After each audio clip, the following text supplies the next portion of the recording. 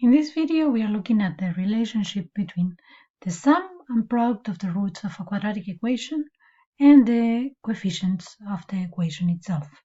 So let's say our equation is ax squared plus bx plus c equals 0, where a is different from 0, so we make sure it's quadratic. And let's say we are able to write it in factorized form. So it's going to look like a times x minus alpha times x minus beta is equal to 0. So the roots are alpha and beta. Now, let's expand the expression that is factorized, because that is going to allow us to compare the value of the coefficients and the value of the roots. We are going to have that a times x squared minus beta multiplying x minus alpha multiplying x plus the product of the two roots alpha and beta.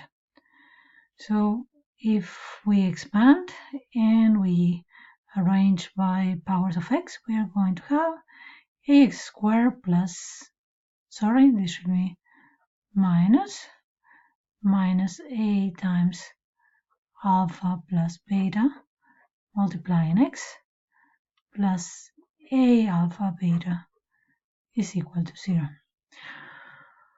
But then this, the original expression, it has to coincide with the one we obtained by first factorizing and then expanding the factorized form.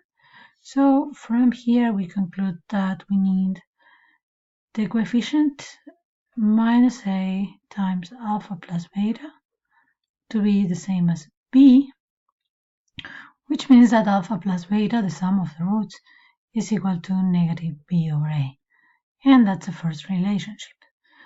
But we also have that a times alpha times beta has to be the same as c, so alpha times beta, the product of the roots, has to be the same as c divided by a. So let's get these two relationships inside the box so we see them properly and keep them for later.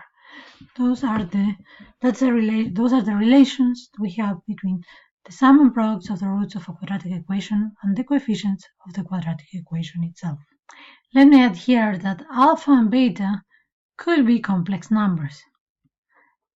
That wouldn't be a problem here. And in fact, in many problems where we are going to use these relations, it's going to be when we cannot really factorize in the real, so when we have alpha and beta complex numbers.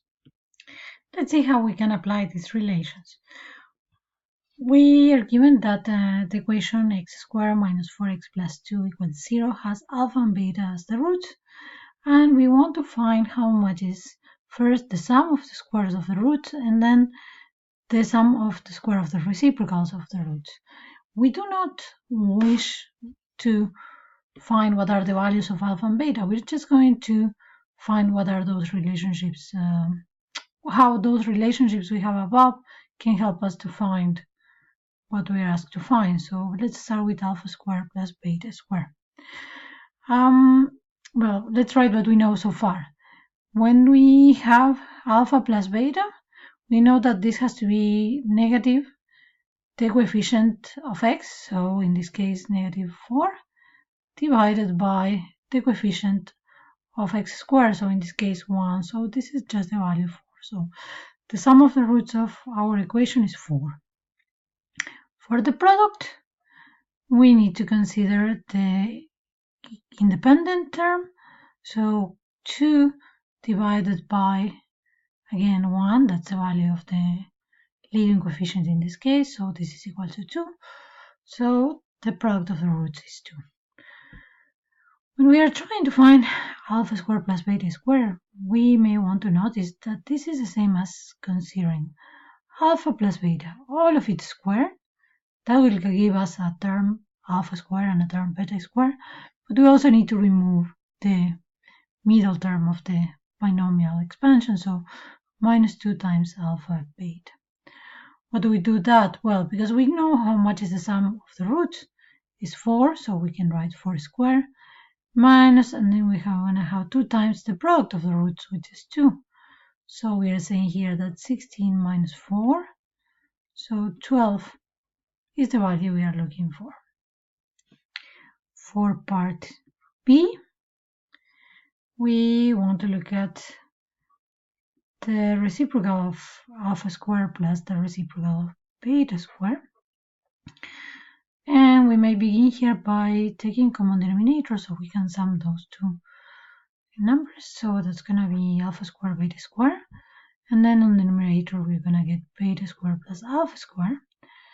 And, well, the numerator, we just found it in part A. That's 12. And then in the denominator, we have alpha, beta, all of that squared. And we know that the product of the roots is 2, so this divided 2 squared. So the value of this is 3. And we are done with our example.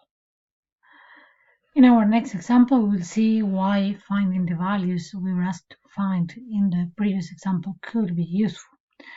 So now we have the equation 2x squared minus 3x plus 6 equals 0 with roots alpha and beta, and we want to find a new quadratic equation. We want the coefficients to be integers, and we want the roots to be alpha divided by beta and beta divided by alpha. So the first thing I'm going to do is to find what are the values of the sum and the product of the roots of the original equation. So for the original one, alpha plus beta, that's going to be minus the coefficient of the term of in x, so negative 3, divided by the coefficient of the leading term, so that's going to be 2, so it's going to be 3 over 2. For the product, we are going to have the independent term 6 divided by 2 again, so this is 3. This is what we know about the original equation and the roots. For the new one, well, the new one is going to be possibly some number, some constant, multiplying x minus alpha over beta, and another factor x minus beta over alpha, and this equals to 0. So this will be the factorized form of the equation we are trying to find, and the space at the beginning is because possibly we could have some number multiplying the whole equation. Let me call the roots p and q just to make it shorter.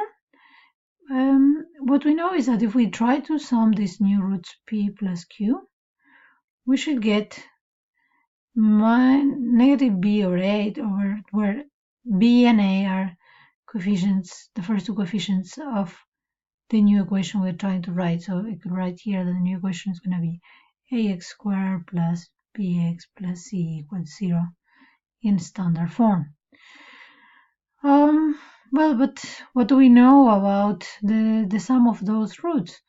Well, the sum of p and q is going to be alpha over beta plus beta over alpha, and we can take common denominator alpha beta to find what this is. And we're going to get this is alpha squared plus beta squared. Remember, alpha and beta are the roots of the original equation, so we have some information about them.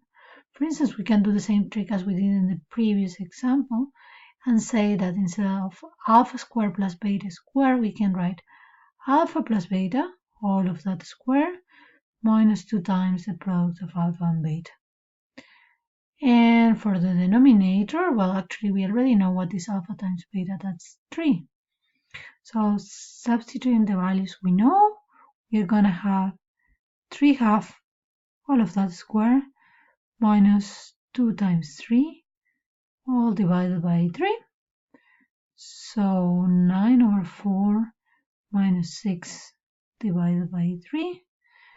And this is minus 15 over 4, all of that divided by 3. So this is minus 15 over 12. And we can even simplify this and running out of space here, say that this is minus 5 over 4.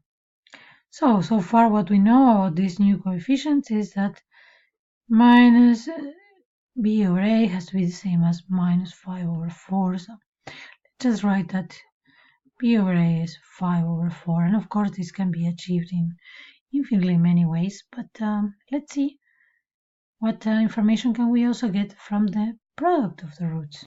The product of the roots of the new equation, p times q, has to be the same as c divided by a.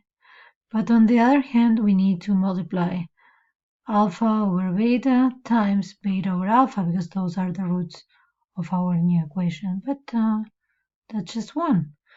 So from here, what we are getting is that c divided by a has to be 1. So putting together all the information we have, we can take a to be equal to 4, in which case b has to be 5 and c has to be 4 as well. So our new equation will be 4x squared plus 5x plus 4 equals to 0.